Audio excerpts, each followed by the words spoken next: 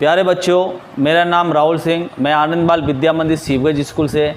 मैंने आपको पिछले वीडियो के अंदर लेसन नंबर 4 9th क्लास का लेसन नंबर 4 जलवायु के बारे में मैंने आपको बताया भी था, और मैंने ये कुछ महत्वपूर्ण पॉइंट भी मैंने लिखे थे, 12 पॉइंट लिखे थे, और वो मेन पॉइंट थे वो सारी चीज़ें जो मैंने कहा था। पहले हम इस चैप्टर को पढ़ने से पहले या इसको समझने से पहले इन पॉइंटों के ऊपर हम ध्यान देंगे, ठीक है। तो श्योर है आपने उस पॉइंटों को देखा भी होगा, पढ़ा भी होगा, और उसके बारे में आपने कुछ पॉइंट्स के नोट्स भी आपने बनाए होंगे। आज हम वही चैप्टर आगे लेके चल रहे हैं, और उसके अंदर हम बात करेंगे जलवायु की।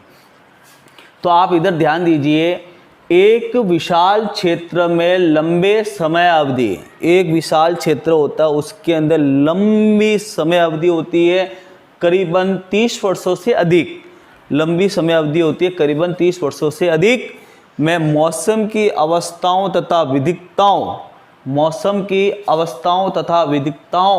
का कुल योग ही जलवायु कहलाता है, ठीक है। एक विशाल क्षेत्र, बड़ा वाला विशाल क्षेत्र के अंदर लंबे समय अवधि होती है, 30 वर्षों से अधिक होती है, उसके अंदर मौसम की अवस्थाओं तथा विविधताओं का कुल योग ही जलवायु कहलाता है। अब इसके अंदर ये तो जलवायु के बारे में हमने बात की थी। अब हम बात करेंगे जलवायु के कारक। इससे बहुत से कारक हैं, इसमें एक कारक नहीं है, कम से कम बहुत 7-8 पॉइंट कारक है। मैंने आपको नेक्स्ट वीडियो के अंदर भी बताया था, उन कारक के बारे में मैंने पॉइंट भी लिखे थे उनके, आपने उन कारकों को पढ़ा भी होगा।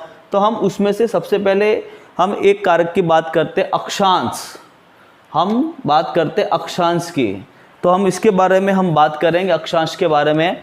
तो ध्यान देना, इधर कर्क रेखा देश के मध्य भाग व पश्चिम में कच्छ के रण से लेकर, ध्यान रखना, कर्क रेखा देश के मध्य भाग से निकलती है, और पश्चिम में कच्छ के रण से लेकर, पश्चिम के अंदर क्या है, कच्छ का रण से लेकर पूरब में मिजोरम, कहाँ पर, पूरब के अंदर क्या, मिजोरम। ध्यान देना इस चीज को, कर्क रेखा देश के मध्य भाग, उसके बाद में पश्चिम में कच्छ के रण के अंदर, उसके बाद में पूर्व में मिजोरम से होकर गुजरती है।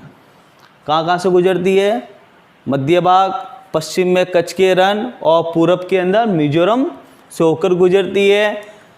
देश का लगभग आधा प्रतिशत, कितना, आधा प्रतिशत कर्क रेखा के दक्षिण में स्थित है। कहाँ पर स्थित है, कर्क रेखा के दक्षिण में स्थित है। कितना, आधा भाग, देश का आधा भाग कर्क रेखा के दक्षिण के अंदर स्थित है।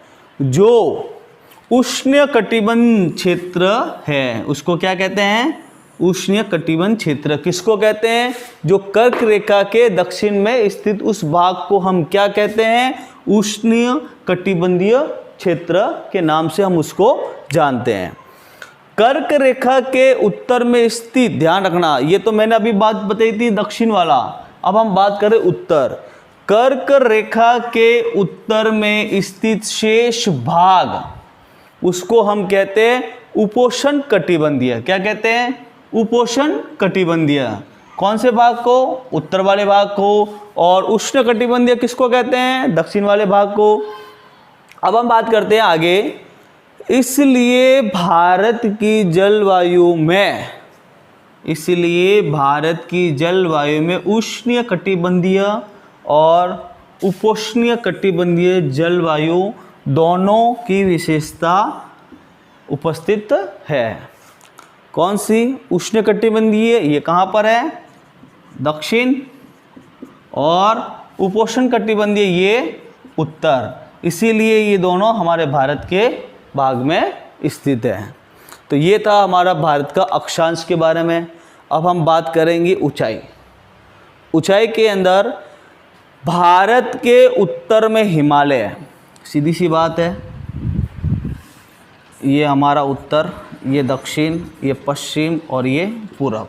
तो भारत के उत्तर में क्या है, हिमालय, ठीक है। अब मैंने आपको अक्षांश के अंदर देखा था, हमने क्या कहा था, मैंने दक्षिणी भाग, ये वाला दक्षिणी भाग, इसमें क्या था, दक्षिणी भाग में उष्णकटिबंधीय, और उत्तरी भाग में क्या था, उपोष्णकटिबंधीय, ये चीज़ थी। तो हम इस वीडियो के अंदर बता रहे हैं आपको नेक्स्ट पॉइंट के अंदर, भारत के उत्तर में हिमालय पर्वत है, इसकी औसत ऊंचाई कितनी बताई गई है, हिमालय की 6000 मीटर, 6000 मीटर इसकी बताई गई है। भारत का तटीय क्षेत्र भी विशाल है, भारत का तटीय क्षेत्र जो होता है, समुद्र के जो तट के क्षेत्र होता है वो भी विशाल है, जहां अधिकतम ऊंचाई लगभग 30 मीटर है। ध्यान रखना, तटीय क्षेत्र, आपने देखा होगा बड़े बड़े समुद्र के तट भाग देखे होंगे, तो उनकी अधिकतम ऊंचाई बताई गई है 30 मीटर। कितनी बताई गई है, 30 मीटर। हिमालय मध्य एशिया से आने वाली, ध्यान रखना, हिमालय मध्य एशिया, मध्य एशिया मतलब यहाँ ऊपर, मध्य एशिया से आने वाली, हिमालय मध्य एशिया से आने वाली ठंडी हवाओं को भारतीय उपमहाद्वीप में प्रवेश करने से रोकती है। हिमालय मध्य एशिया से आने वाली ठंडी हवाओं को भारतीय उपमहाद्वीप में प्रवेश करने से रोकती है। यहाँ से जब वो ठंडी हवाएं चलती है तो हिमालय पर्वत उसको रोक लेता है, उस कारण से हमारे यहाँ पर अधिक ठंड नहीं पड़ती है। इन्हीं पर्वतों के कारण इस क्षेत्र में मध्य एशिया की तुलना में ठंड कम पड़ती है। इन्हीं पर्वतों के कारण यहाँ पर ठंड हमारे भारत में कम पड़ती है। अगर हिमालय पर्वत नहीं होता तो आज आप जो बड़े बड़े जो विश्व के अंदर जो बर्फीले देश देखते हो, तो वो भी स्थिति हमारे देश की होने की संभावना थी। अब हम बात करते हैं आगे, जेट धाराएं।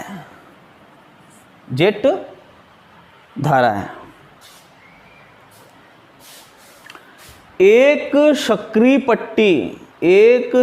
पट्टी स्थित सौरमंडल में अत्यधिक ऊंचाई, एक सक्रिय पट्टी होती है, एक सक्रिय पट्टी में स्थित सौरमंडल में अत्यधिक ऊंचाई कितनी बताई गई है, 12,000 मीटर, 12,000 मीटर से अधिक। क्या कह रहा है, एक सक्रिय पट्टी में स्थित सौरमंडल में अत्यधिक ऊंचाई 12,000 मीटर से अधिक वाली पश्चिमी हवाएं, कौन सी, पश्चिमी हवाएं, इनकी जो गति चलती है, इसको दो भागों में बांटा गया गति को। गर्मी के अंदर, गर्मी में इनकी गति होती है 110 किलोमीटर प्रति घंटा, 110 किलोमीटर प्रति घंटा, और सर्दी के अंदर इनकी गति होती है 184 किलोमीटर प्रति घंटे के हिसाब से इनकी हवा, ये जेट धाराएं चलती है। तो इसके हमने आज 3 पॉइंट पढ़े, जलवायु के कारक के बारे में, अक्षांश, ऊंचाई और जेट धाराएं। ये चैनल को आप अच्छी तरह देखना, और अपनी किताब के अंदर इनके आगे जो पॉइंट दे रखे हैं या इनसे पहले जो पॉइंट मैंने आपको समझाए थे उसके बारे में भी आप पढ़ना, और इनसे रिलेटिव क्वेश्चन जितने हो सके उतने आप बनाना। तो आप घर बैठे कम से कम इनको अच्छी तरह वीडियो को देखना और इन क्वेश्चन को बना के इनको याद करने की कोशिश करना। नेक्स्ट वीडियो में हम इनके ही आगे जो कुछ पॉइंट और दे रखे हैं जलवायु के कारण, उनके बारे में हम चर्चा करेंगे। Thanks for watching. जय हिंद, वंदे मातरम।